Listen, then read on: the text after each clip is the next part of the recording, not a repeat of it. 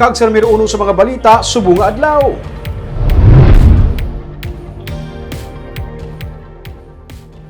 Apat ka mga persona na dakpan nga nagagamit sa peke nga vaccination cards para makasulod sa syudad sa Bacolod. Sunod sa City Legal Office, mahimo sila pasakaan sa kaso nga falsification of public documents. May report si Nico Delfin.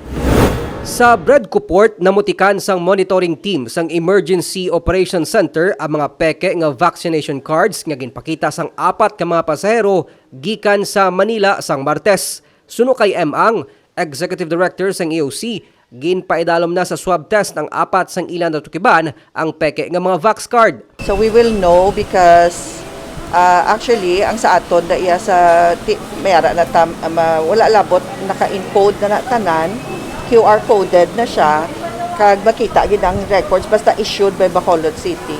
Ti ang ilang nga fake is issued by Bacolod right away makita gid na namon. Pagdiin sila. Sagay ang ginbutang nga address. Siling ni City Legal Officer Attorney Joselito Bayatan, wala pa sang minapasakaan sang kaso angot sa pagsupak sang health protocol sang nagligad nga tuig. Pero subong ang apat ka mga pasahero ang mahimo nila nga pasakaan sang kaso nga falsification of public documents.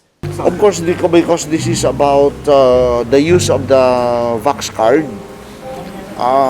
is a use of universal health protocols. There are even restaurants now in highly urbanized cities like Makati, in other places in Metro Manila, that you cannot dine in if you cannot present your vaccination card. So this is really something very crucial. Kutob sa mga pasahero nga may vaccination cards, ang may mga pribilehiyo, ilabi na kung sila ang fully vaccinated.